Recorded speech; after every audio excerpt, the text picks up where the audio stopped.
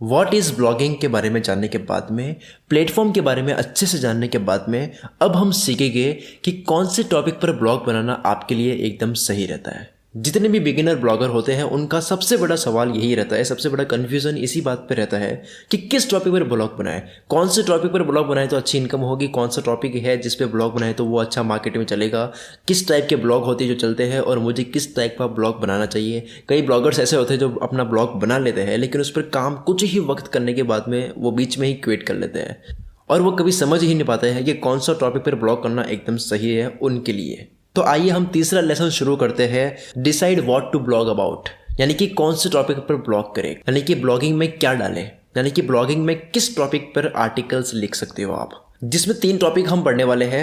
Decide what to blog about में हम 3 चीज़ें कवर करेंगे जिसमें है topics, competition and which topic is good for you. इन 3 चीज़ों को हम कवर करेंगे जिसमें सबसे पहला है टॉपिक्स।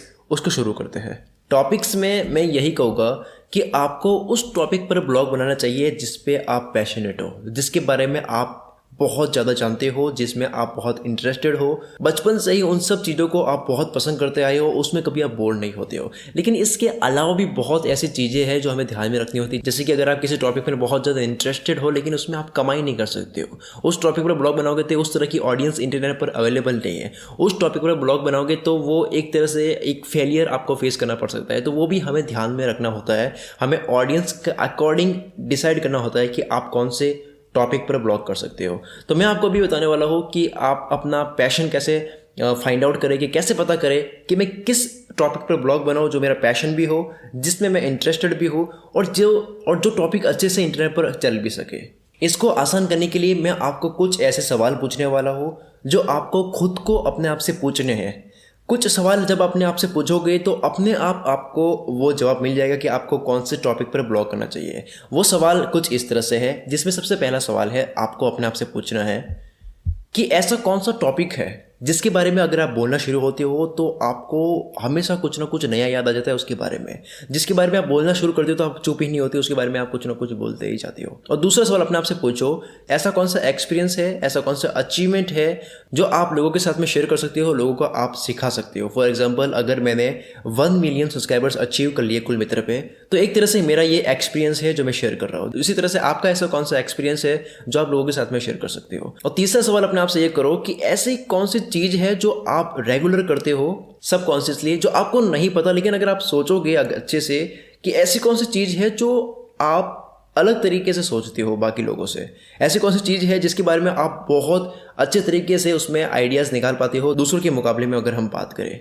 और उसके बाद में चौथा सवाल अपने आप से ये पूछो कि जब आपके पास में फ्री टाइम होता है तो उस वक्त आप ऐसा कौन सा प्रोडक्टिव करते हो, ऐसा कौन सा काम करते हो जो एक तरह से प्रोडक्टिव वर्क भी है और उसमें आपको मज़ा भी आता है। फॉर एग्जांपल, कई लोग होते हैं जो फ्री टाइम में शायरी लिखते हैं, तो वो अपने शायरी के टॉपिक पर भी ब्लॉग कर सकते हैं। उसी तरह से आप कौन से टॉपिक पर ब्लॉग कर सकते हो, फ्री टाइम में ऐसा क्या करते हो, फ्री टाइम में ऐसी कौन सी चीज़ों के बारे में आप सोचती हो, वो पता करो। 5वां सवाल अपने आप से पूछो कि हर वक्त आप कौन से टॉपिक पर सबसे ज़्यादा सोचते हो। जैसे कि अगर कई लोग होते हैं जो स्पिरिचुअल होते हैं, जो हमेशा कुछ ना कुछ ऐसा सोचते हैं जो स्पिरिचुअलिटी से रिलेटेड हो, वो कहीं पर भी जाते हैं तो वो स्पिरिचुअल से रिलेटेड ही कुछ सोचते हैं। अगर वो कहीं ऐसी जगह जाते हैं जहाँ पे रिलीजियस स्पेस हो, यहाँ पे रिलीजियस से रिलेटेड कुछ भी दिख जाता हो तो वहाँ वो अच्छे से उसके बारे में और ज़्यादा सोचने लग जाते हैं, स्पिरिचुअलिटी के बारे में सोचने लग जाते हैं। तो उसी तरह से आपका ऐसा कौन सा टॉपिक है जिसके बारे में आप बहुत ज़्यादा सोचती हो, जिसमें आप सोचने के लिए बहुत ज़्यादा टाइम देते हो।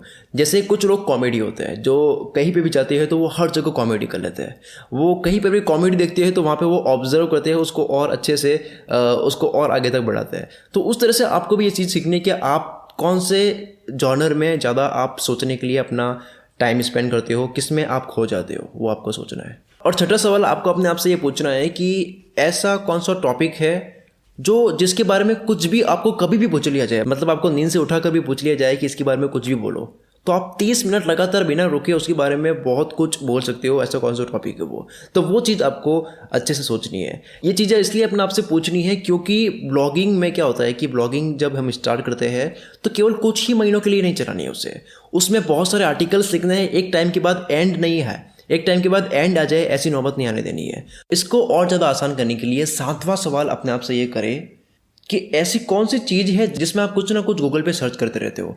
इसको और आसान करने के लिए आप अपनी गूगल की हिस्ट्री देख सकते हो, उसमें देख सकते हो कि आप कितनी चीज़ें ऑनलाइन पढ़ते ही रहते हो, तो उसके बारे में आप अच्छे से उसको ट्रैक कर सकते हो कि आप कौन सी चीज़ें हैं जो इंटरनेट पर ज़्यादा पढ़ते हो, ज़्यादा सर्च करते हो। आपको आइडिया मिल जाएगा कि आपको किस में ज़्यादा इंटरेस्ट है। जिसमें सबसे अच्छी बात यह है कि पहले ये देखो कि कितनी चीज़ें आपने गूगल पे सर्च की है जिसमें आप बहुत ज़्यादा जिज्ञासु थे, आप उसके बारे में कुछ ना कुछ जानने के लिए जिज्ञासु थे, लेकिन आपको उसके बारे में अच्छे से डिटेल नहीं मिली, उसके बारे में अच्छे से इन्फॉर्मेशन नहीं मिली। तो ये आपके लिए एक प्लस पॉइंट हो सकता है कि अगर आप चाहो तो उसका एक जवाब बना सकते हो। कोशिश करो कि इंटरनेट पर कुछ ऐसा दिया जाए, इंटरनेट पर कुछ ऐसी इन्फॉर्मेशन भरी जाए, कुछ ऐसा लोगों को दिया जाए, ऐसी लोगों को ज़रूरत पूरी की जाए जो इंटरनेट पर अभी तक है नहीं, लेकिन वो चीज़ आप कर सकते हो। तो वो आपका एक प्लस पॉइंट हो सकता है कंपटीशन को फाइट करने के लिए। तो जब आप अपनी गूगल हिस्ट्री को देखो ये देखने के लिए कि आप कौन सी चीज़ ज़्यादा सर्च करते हो, तो ये भी देखो कि उसके बारे में आपको कितने आंसर्स मिले, कितने आपको सेटिस्फाइड जवाब मिले। अगर वो नहीं मिले तो उसके बारे में और एनालाइज करो कि अगर जवाब नहीं है तो क्या आप उसके जवाब बना सकते हो या नहीं। और अच्छे से समझने के लिए आप अपने फेसबुक की प्रोफाइल देख सकते हो, आप पहले के जितने भी पोस्ट है आप क्या लिखते हो, किस टाइप की आप चीज़ें लिखते हो और आपका क्या इंटरेस्ट है, उसको फाइंड आउट करने के लिए उसको आप अच्छे से फेसबुक से भी ट्रैक कर सकते हो। तो वहाँ पे भी आप ये चीज़ देख सकते हो। और उसके बाद में एक पॉइंट है जो आपको पूछना है, जिसको आपको एकदम सीरियस तरीके से लेकर सोचना है, जिसके बेस पर ही डिसाइड होगा कि आप उस ब्लॉग पर कितनी देर तक काम करने वाले हो। वो ये है कि आपकी पर्सनैलिटी कैसी है। मैं पर्सनैलिटी इसकी बात नहीं कर रहा हूँ कि आपकी वो लुक कैसा है, मैं बात कर रहा हूँ कि आपका बिहेव कैसा है, आप किस टाइप के पर्सनैलिटी के इंसान हो। ये सोचो कि आप ऐसी कौन सी चीज़ है, ऐसा कौन सा टॉपिक है जिस पर अगर आप ब्लॉग करो तो वो पर्सनैलिटी आपकी उसमें मैच हो, आपका जैसा काम करने का तरीका है, जैसा आपका सोचने का तरीका है, जिस तरह से आपका रिसर्च करने का तरीका है, उसके बेस पर वो टॉपिक सेट हो सके। इसको अगर मैं और अच्छे से समझाऊँ तो फॉर एग्जाम्पल एक मोटिवेशनल स्पीकर है, तो उसकी पर्सनैलिटी है कि वो मोटिवेशनल स्पीच देता है, तो उसकी पर्सनैलिटी के अकॉर्डिंग ब्लॉग का टॉपिक हो सकता है मोटिवेशनल ब्लॉग, जहाँ पे मोटिवेशनल स्टोरी, मोटिवेशनल कोट डाले जा सकते हैं। तो उसी तरीके से एक और बंदा है जो ट्रैवल करता है, उसकी पर्सनैलिटी वो बन चुकी है कि वो अच्छे तरीके से ट्रैवल कर सकता है, वो उसका वो एक्सपीरियंस उस चीज़ में बहुत ज़्यादा है, तो उसकी पर्सनैलिटी पे ये चीज़ मैच होती है कि वो ट्रैवल का ब्लॉग करे, ट्रैवल के फ़ोटोज़ डाले, बेस्ट प्लेसेस जो है उसके बारे में लिखें। तो इस तरह से आप अपने आप से कई सवाल कर सकते हैं। जब आप ये सवाल करो तो मेक श्योर आप ये बात हमेशा ध्यान रखें कि आप पेपर वर्क करो। जब आप केवल सोचते हो तो कई आइडियाज़ आते हैं। 1 घंटे में आप सोचते हो तो 1 घंटे में न जाने कितनी चीज़ें आपके दिमाग में आई होगी जो आप भूल जाते हो। लेकिन अगर आप पेपर वर्क करते हो, जो चीज़ आपको याद आ रही है कि ये चीज़ मैं कर सकता हूँ, आप अपने आप से ही सवाल कर रहे हो, वही जवाब आप लिख रहे हो, अच्छे से पेपर वर्क कर रहे हो, तो काफ़ी हेल्प होती है उसका जो जवाब है अच्छे से निकालने के लिए। काफ़ी आपकी हेल्प हो जाएगी ये जानने के लिए कि आप कौन से टॉपिक पर ब्लॉग कर सकते हो। इसके साथ में मैं आपको ये बता देता हूँ कि इंटरनेट पर कौन से टॉपिक पर ब्लॉग बनाए जा सकते हैं। मतलब ब्लॉग तो आप कौन से भी टॉपिक पर बना सकते हो, लेकिन ऐसे कौन से टॉपिक्स हैं जो बहुत ज़्यादा इंटरनेट पर चलते हैं, वो कुछ इस तरह से है। सबसे पहली कैटेगरी है ब्यूटी एंड फैशन, यानी कि ब्यूटी और फैशन के बारे में आप कुछ भी लिखते हो तो ये एक फ़ीमेल टॉपिक है। इसके बारे में ज़्यादातर जो ऑडियंस आएगी आपकी फ़ीमेल की आएगी।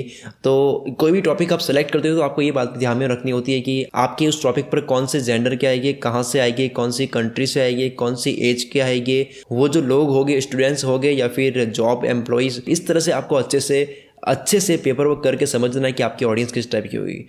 आप जब टॉपिक सेलेक्ट कर रहे होगे तो आपको ये बात भी दिमाग में ध्यान में रखनी होगी कि आपकी ऑडियंस किस टाइप की होगी।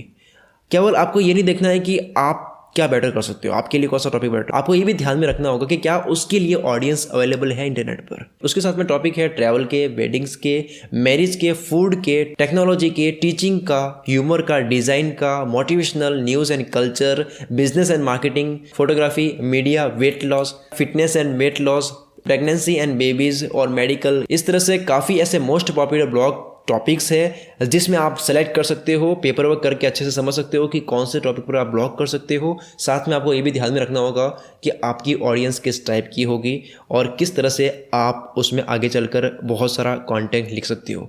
मतलब टॉपिक आप जब सेलेक्ट करते हो तो आपको ये बात में ध्यान में रखना होता है कि उसमें आप कितने लॉन्ग तक जा सकते हो। आपको ये बात ध्यान में रखनी होती है कि एक टाइम के बाद आपका एंड ना आ जाए, आपको अपने आप से ये ना पूछना पड़े कि यार अब मैं कौन से टॉपिक पर आर्टिकल लिखूँ।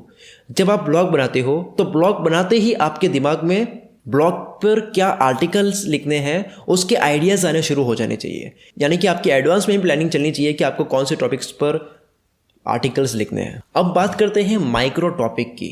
माइक्रो टॉपिक आप नाम से ही समझ चुके होंगे कि माइक्रो टॉपिक क्या चीज़ है। फॉर एग्जांपल अगर आप टेक्नोलॉजी का ब्लॉग करते हो तो वो एक बहुत बड़ा टॉपिक हो गया, लेकिन अगर इसका और माइक्रो टॉपिक ढूंढे तो इसमें भी बहुत सारी चीज़ें होगी, जैसे हार्डवेयर हो गया, सॉफ्टवेयर हो गया। अगर आप टेक्नोलॉजी में आप कंप्यूटर की बात करें तो कंप्यूटर में भी और माइक्रो देखें तो क्या आप कंप्यूटर में हार्डवेयर से रिलेटेड कुछ सिखाना चाहते हो, सॉफ्टवेयर से रिलेटेड कुछ सिखाना चाहते हो। इसको और अच्छे से समझे तो वो ये है कि सॉफ्टवेयर में भी आप विंडोज़ सिखाना चाहते हो या फिर मैकिंटोश से रिलेटेड कुछ न कुछ सिखाना चाहते हो। यानी अगर आप कोई भी टॉपिक सेलेक्ट करते हो तो आपको ये अच्छे से समझना होगा कि आप जितना ज़्यादा बड़ा टॉपिक लेते हो उतना ही उसमें कंपटीशन होगा। एक और एग्जांपल लेते हैं इसको समझने के लिए।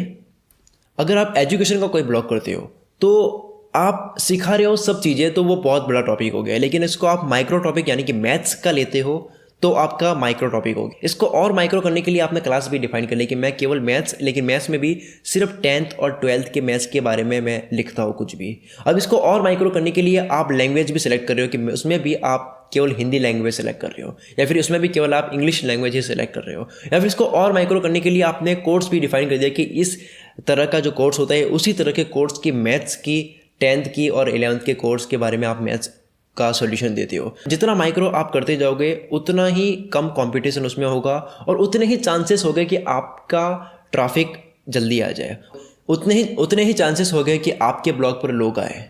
ब्लॉग का टॉपिक ढूंढते वक्त आपको एक बात ध्यान में रखनी होगी कि आप ऐसा टॉपिक न ढूंढे जिसमें आप कुछ ऐसा लिख रहे हो जो आप हो नहीं। फॉर एग्जाम्पल पहला ही ब्लॉग अगर आप बना रहे हो कि इंटरनेट से पैसा कैसे कमाएं, जबकि आपने खुद ने अब तक अपनी इनकम स्टार्ट नहीं की है, तो वो एक तरह से फेक टॉपिक हो जाएगा। वहाँ पे आप वो खुद चीज़ नहीं कर रहे हो, लेकिन आप लोगों को कैसे सिखा पाओगे। मे बी आप कहीं ना कहीं से सीख कर यहाँ वहाँ से आप आर्टिकल उठा के उनके जैसा लिखने की कोशिश करोगे, लेकिन एक जो ओरिजिनलिटी है, एक जो आर्टिकल में क्वालिटी है, वो चीज़ नहीं आएगी। भले आप स्टार्टिंग में अच्छा नहीं करते हो, लेकिन बी योर सेल्फ जो है आप वैसा ही आर्टिकल लिखो। धीरे धीरे आप इंप्रूव करोगे, लेकिन कॉपी करने की कोशिश मत करो, कुछ ऐसा करने की कोशिश मत करो जो आप खुद नहीं हो। तो ये बात आपको ध्यान में रखनी होगी। और इसके साथ में जब आप कोई भी टॉपिक सेलेक्ट कर दो तो आपके पास में उस ब्लॉग के लिए आर्टिकल्स के आइडियाज़ रेडी होने चाहिए। यानी ब्लॉग बनाने के बाद में आपको वेट नहीं करना है कि मैं कौन से टॉपिक पर आर्टिकल लिखूँ, आपके पास आर्टिकल्स की भरमार होनी चाहिए। और अगर स्टार्टिंग में आर्टिकल्स की भरमार नहीं भी होती है तो दिक्कत वाली बात नहीं है। बस आपको इस बात का ध्यान रखना है कि आपको किसी की कॉपी नहीं करनी है, आपको हमेशा खुद का ही कॉन्टेंट बनाना है, खुद का ही आर्टिकल लिखना है। भले आपका इंप्रूवमेंट बहुत धीरे हो रही हो, लेकिन आपको वो चीज़ खुद से करनी है, क्योंकि जब आप कोई चीज़ खुद से करोगे तो वही मार्केट में चलेगी। अगर आप किसी की कॉपी करोगे तो वो ज़्यादा देर तक नहीं चलने वाली है। तो बस इतना ही था ब्लॉग के टॉपिक्स को ढूंढने के लिए। इसके अलावा और भी आप गूगल पे कुछ भी सर्च करते हो तो आपको बहुत सारे टॉपिक्स मिल जाएंगे, उनसे आप आइडियाज़ ले सकते हो। जैसे अगर आप गूगल पे सर्च करते हो टॉप फैशन ब्लॉग्स, तो आपको ऐसे काफ़ी ब्लॉग्स मिल जाएंगे। उन ब्लॉग्स को आप देख सकते हो, उनको स्टडी कर सकते हो, जहाँ से आपके आइडियाज़ और खोलने स्टार्ट हो गए। तो टॉपिक्स के लिए अभी के लिए सिर्फ इतना ही। अगली वीडियो में हम सीखने वाले कंपटीशन के बारे में। जब आपका टॉपिक सेलेक्ट हो जाता है, कोई पर्टिकुलर टॉपिक आपने सेलेक्ट कर लिया है, तो अब आपको देखने की ज़रूरत है कि उस टॉपिक में क्या कंपटीशन है, कितने ब्लॉग्स है बन चुके हैं इंटरनेट पर। उन ब्लॉग्स को आप स्टडी करोगे। स्टडी करने के बाद में आप अच्छे से रिसर्च करोगे उनके बारे में। आप गूगल पे ट्रेंड देखोगे, कौन सा ट्रेंड चल रहा है, उसके अकॉर्डिंग आप कौन सा ब्लॉग बना सकते हो। गूगल पे सर्च करके देखोगे कि कितने ब्लॉग्स आ रहे हैं, उसके अकॉर्डिंग आपको और पता चलेगा कि कितने ब्लॉग्स बन चुके हैं। उसके आप देखोगे कि इतने ब्लॉग्स अगर बन चुके हैं तो उसमें से आप ऐसा क्या नया देख सकते हो जो बहुत अलग हो। तो ये सब चीज़ हम कंपटीशन वाले चीज़ें सीखेंगे। तो इस वीडियो में अभी तक के लिए सिर्फ इतना ही। मिलते हैं अगली वीडियो में जिसमें हम सीखेंगे कंपटीशन के बारे में।